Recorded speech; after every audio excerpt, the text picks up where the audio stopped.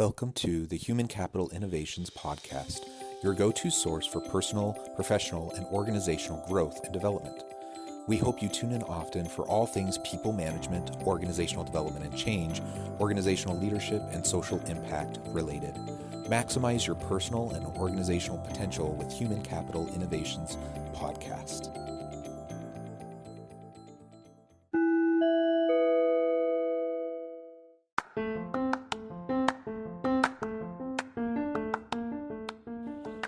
Welcome to the Human Capital Innovations Podcast. In this HCI podcast episode, I talk with Deb Crowe about heart-centered leadership.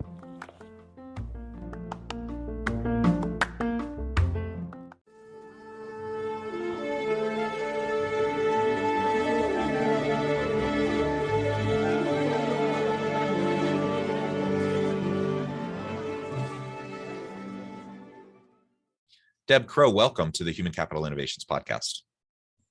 Thank you so much for having me, Jonathan.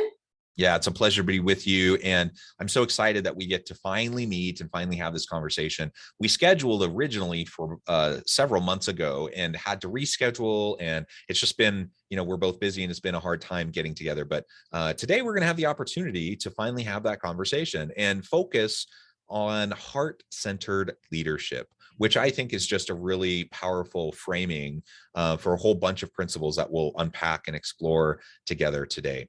As we get started, I wanted to share Deb's bio with everybody. Deb Crowe is an executive and business coach. She has 30 plus years of global experience in top Fortune 500 companies in Canada, the United States, Europe, Asia, and Australia, leading and coaching C-suite leaders, executive and senior management professionals, and their teams. Deborah's goal is to help people and organizations create an experience they envision and coach them to achieve their dreams, goals, and aspirations. I love that. I think that's wonderful. We need more and more of that in the world today.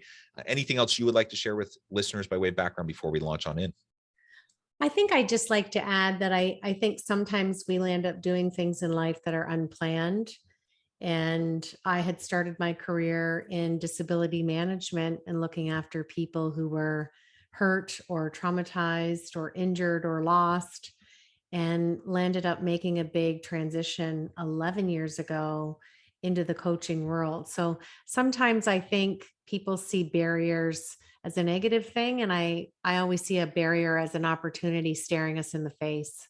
Yeah, I like that perspective. And the reality is we all have a zigzagging path. I know very few people who have just a straight linear kind of progression path in life. Most of us really zigzag all the way around, and we learn and we grow and we fall flat on our face and we pick ourselves back up and then we try again.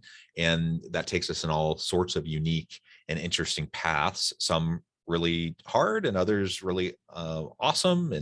And ultimately though, I think that's humanity. That's what life is all about. And so I think it's great that you found yourself in this space doing this type of work. So as we get started, maybe you can share with us what you mean by heart-centered leadership. Like, what does that mean to you? And then we can start to unpack some of the principles there. It is my favorite thing to talk about. Heart-centered leadership to me is simple. It is honoring your connection with people. Yeah, that is pretty simple. I think of, some of the most impactful books that I've read, in my adult life. And, there's so many books on leadership. There's so many books on motivation and helping people achieve their potential. And what I see the common thread in all of those that have been most impactful to me is that in each of them, we honor the genuine, authentic individual that is in front of us.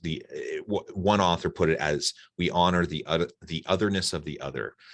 So we don't otherize other people to put people into boxes and to say my tribe is better than your tribe. That's not what this author was talking about. We honor the uniqueness of each individual, and they are who they are, and we don't need to put them into a box. We just love them, we care for them, we support them, we honor them. And so I think the way you frame that is perfect, and it really doesn't need to get more complicated than that. But that's easier said than done, right? Especially when you're in a business, you're leading an organization, there's all sorts of complexity. There's all sorts of uncertainty. There's the daily grind. There's the pressures, the challenges that you face, and we're all human. And so we're not perfect, and we don't always respond the way that, we probably hope we would. So with that said, like, how do we do this? How do we start moving down more of a heart-centered leadership approach? We have to embrace our imperfections, and we have to look at our connection with people similar to something that you would do without being asked, like bake cupcakes for a bake sale or volunteer somewhere, doing something that you want to do that makes you feel good so that your heart and your head are aligned. You made a really great point. Most leaders have so much on their plate every day, and they have lives just like you and I. And then you stir in the pandemic, and it just exacerbates everything. So when you can have a connection with people, whether it's in your personal life or your work life, and you're really present in the moment, like living in the now, attentive listening, not listening to respond, and it's not transactional. It's the connection. It's that heart and head alignment. That's how you can bring more heart-centeredness into your life, into your work, and let go of the expectation, because we don't live in a perfect world. And I think when you embrace imperfection, that's how you really progress. Yeah, because I mean, really, it's perfection is a facade. Like it's not real. No one can achieve perfection. I suppose in little tiny slivers of specific areas in our lives, we might be able to approximate perfection. But life as a whole is messy. It's complex. It's nuanced, and I don't know of anyone who's gotten even close to what I would consider perfection, but I know lots of people who have lived really compelling, really meaningful, impactful lives. Of course, they have their flaws. Of course, they have their shortcomings. The question isn't whether or not we have those. The question is, are we going to be self-reflective enough to recognize them and to work towards improving in areas that are pulling us down, undermining our ability to be effective with those around us. And ultimately, if we can just acknowledge that and then get away from like this false expectation of trying to get to perfection, we can be authentic with who we are, grow into ourselves, feel more comfortable with who we are. And then only then will that allow us to like actually be compassionate and empathetic with others around us who are also equally as imperfect, equally flawed. But I'm a true believer in the common good in most people. I think most people want to do right by others. Most people want to be good. Most people want to help those around them. Most people want to have a successful career and to help their organization. And so if we can start from a starting assumption that people are good, that people want to contribute in meaningful ways, that people aren't just trying to get away with stuff all the time, trying to do as little as possible, then we can be with them differently. We can approach them in our leadership differently in such a way that we show that we trust them, that we're going to empower them and support them. And lo and behold, when as a leader, I approach my people that way, they act differently than if I approach them and if I be with them from a perspective of, you're a lazy employee, you're going to try to get away with anything you possibly can. I have to watch you like a hawk to make sure that you're not taking advantage of the company, blah, blah, blah, right? All the other stuff that we know is kind of a common narrative in a lot of organizations with a lot of leaders and more of a command control, authoritarian kind of leadership approach or organizational culture. That style, that culture, I question if it was ever really effective, but certainly in the current knowledge economy, it just doesn't serve us. It's not going to help your organization attract and retain good people. It's not going to help you be innovative. It's not going to help you get the most out of your people and, maximize the potential of your people. And ultimately it's going to undermine your own, ability to be effective as a leader, which I would define as, effective leadership is helping your people to fulfill their potential, to bring value to the market and add value to the organization. And if that's what I'm trying to accomplish, the best surefire way to go about doing that is to lean on the expertise of my people, to develop mutual relationships of mutual accountability of trust, mutual accountability and trust, and to create a psychologically safe workplace environment where people feel seen, they feel heard, they feel like they have the ability to contribute in meaningful ways daily. When that kind of an environment is established, then the sky's the limit in what we can all accomplish. And that doesn't mean I have to set aside all the metrics and all of like the outcomes that I want to see for my team, but it just means I'm starting from a different starting point. I have a different foundational assumption about how I'm going to approach my people, and that leads to just completely different types of stronger outcomes. It does, absolutely. There's a lot to unpack there. I think people try too hard. And one of the strategies that I've used with COVID, because of being on Zoom and not everyone was working from home, some people were working with a hybrid workflow, depending on the sector and where they are in the world. Sometimes a simple strategy as turning off your camera and closing your eyes when someone's talking. And when you do that, you're able to really interpret and hear not only the words and the expression of that person, but the emotion that's behind it. And it's almost like we need to stop and listen more and go back to that connection, that anchored connection, so that a person doesn't feel that the relationship is transactional. And that can be done. And I see it so much with nonverbal communication more than I do regular communication. So if we can focus and be cognizant to self-audit that, people see through real connectivity versus someone who's falsely trying to be connecting when they're not. The nonverbal cues will always give you away.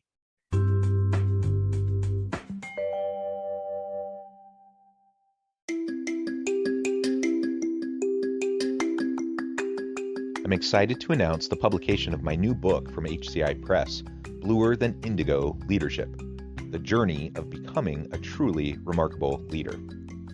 Early in my adult life, I learned about an Asian proverb that translates as bluer than indigo.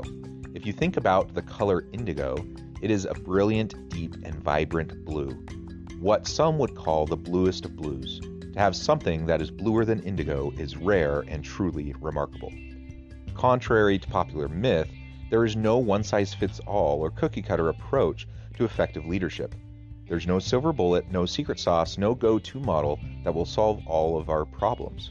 The truth is, great leaders have all had their unique strengths and flaws, and have all had to discover and then pave their own distinctive path in their life's journey to fulfill their leadership potential. Bluer Than Indigo Leadership will help you discover your own path and explore those ordinary, everyday actions that will help you respond to an uncertain future and produce extraordinary results for individuals, teams, and organizations.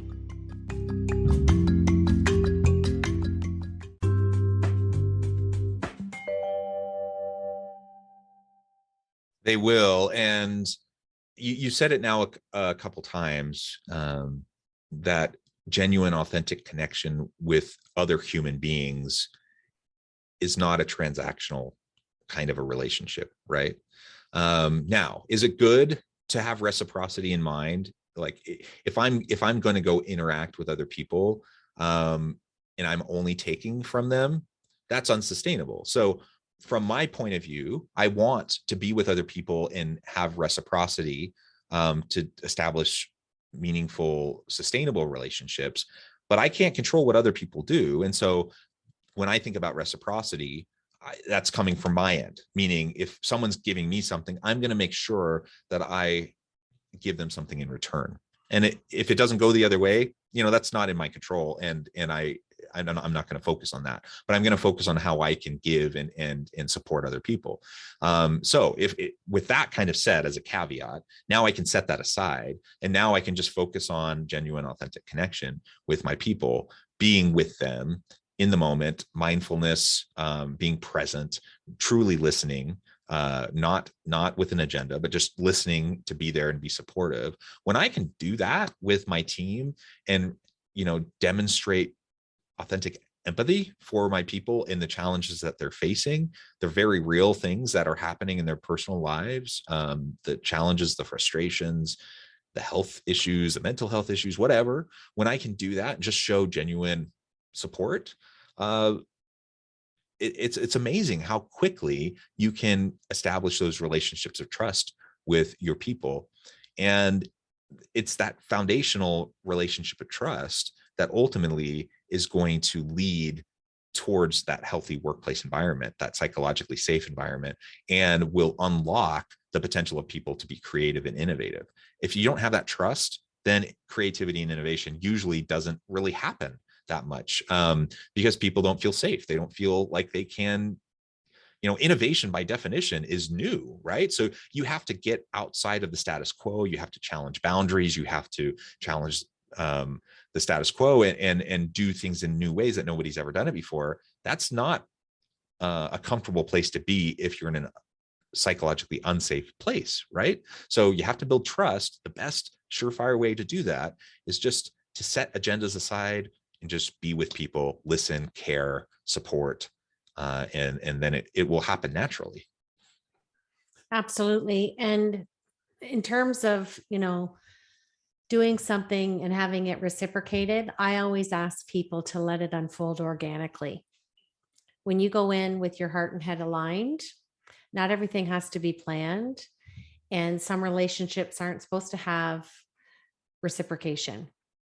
And that doesn't mean that you have lesser boundaries or don't implement boundary management into your life, because that's a huge element of self-care.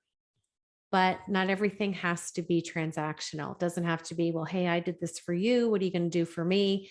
And where I see that creeping up in corporate America is people that have that from generational values, whether it's upbringing, remnants of a previous boss.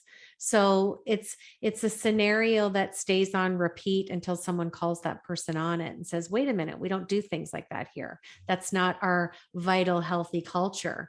So I find there's remnants from a previous employer, or it can even be deep or visceral for some people, and it goes all the way back to their upbringing. So when you can break down that barrier, it makes heart-centered leadership easier to have a permanent residence within the workplace. Yeah, well said. So what do you see as maybe some of the other principles embedded in this idea of heart-centered leadership? We've already talked about mindfulness. We've talked about developing trust, seeing the authentic other, there in front of you and being with them. What other things do you see as important as we try to practice this heart-centered leadership approach? I developed a sketch note with a colleague of mine that I released in January, and happy to give your listeners a free PDF download. We've had over 75,000 people worldwide download this. I've come up with 20 qualities that I believe heart-centered leaders possess, and it doesn't mean that they have it all on one time. It means you look and go, okay, these are my top 3. These are the ones that I need to work at. So we normally do a 3-to-1 ratio. It's great for conversation. It's great for team building. It's great when you have to get through a hard human capital conversation, but it allows organic vulnerability and authenticity from the leader when they can say, hey, Jonathan, here's my top 3. And by the way, this is the one I'm working at. And a lot of times people will look at that person and say, you? Because there's that perception because of title and stature that, you've climbed that proverbial ladder and you know everything about everything and you're perfect, right? Because you have the fancy suit in the corner office. No, you're just a person, just like the person you're talking to, and you are imperfect and you do make mistakes. But the fun thing is to not wallow in it and to have a laugh with your coworker and give them a story and let them know how you learned from it.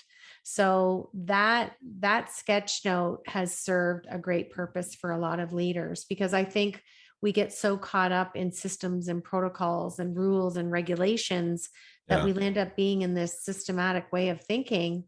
And if you're going to honor your connection with people and be heart-centered, you need to be intrinsic in your thinking. Yeah. Well, and the reality is so many systems have baked in inequities and harms, so I think we need, systems are there for efficiency purposes, right? We develop them over time.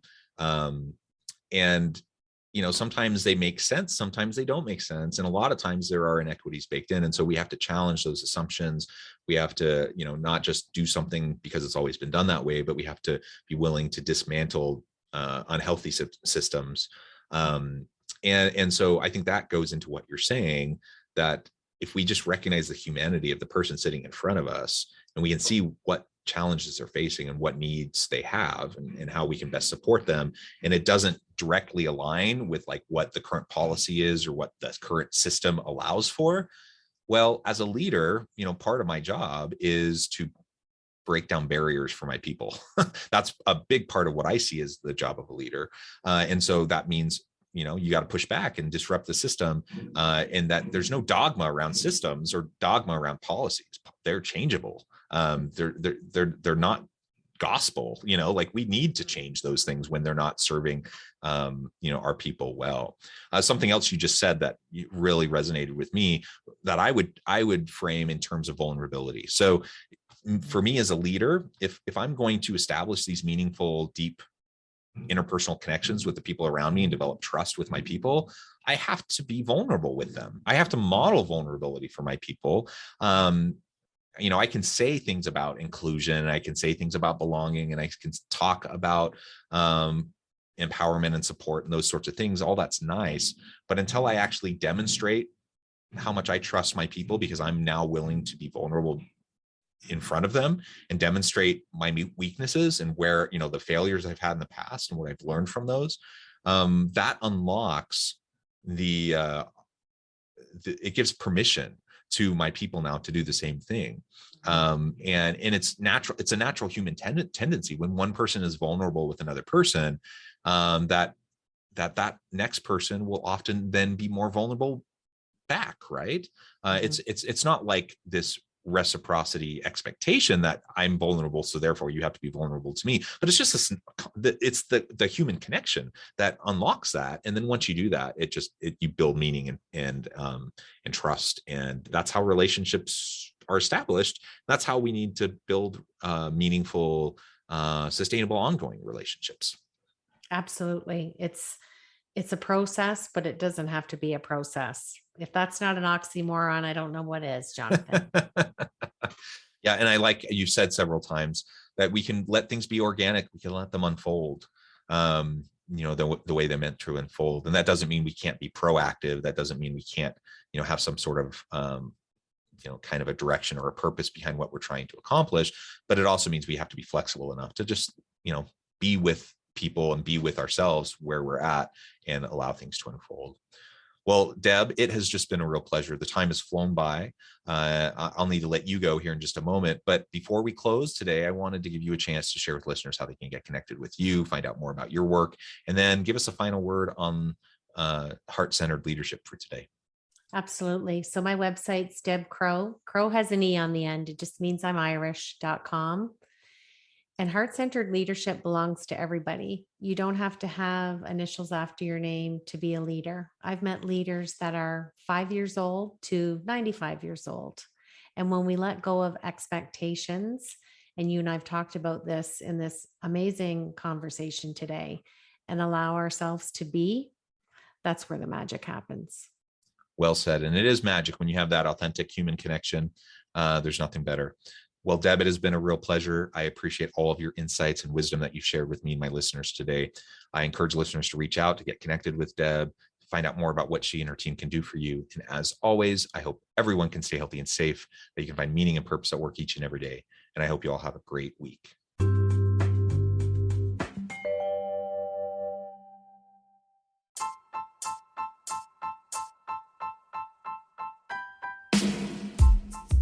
The alchemy of truly remarkable leadership. Ordinary, everyday actions that produce extraordinary results. Consider how the nature of work has shifted over the past 50 years. With increased globalization, rapid technological advancement, and the shift in economic composition, the average job of today looks very different than the average job of 50 years ago. What will the jobs and organizations of tomorrow look like? Moreover, what does this all mean for organizational leaders? What are the core competencies and capabilities of organizations and their leadership that are prepared for continued disruption and geopolitical and socioeconomic shifts? Regardless of what the future holds, increasingly, leaders need to be socially minded, data-driven, decisive, champions of talent, and disruptors of the traditional notions of leadership, teams, organizations, and work. The alchemy of truly remarkable leadership will help you to explore your own leadership competencies and capabilities and consider ways to apply and implement them into your workplace and personal life.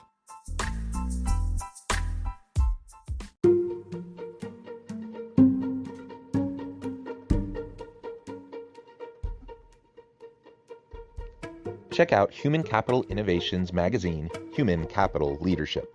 Human Capital Leadership is a free, interactive e-magazine with the mission to help individuals, leaders, and organizations find innovative approaches to maximize their human capital potential.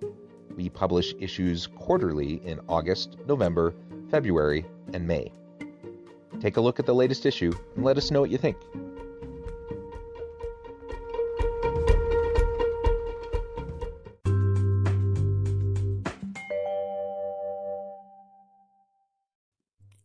Thanks again for joining us for this episode of the Human Capital Innovations Podcast. I hope you stay healthy and safe and that you have a great week.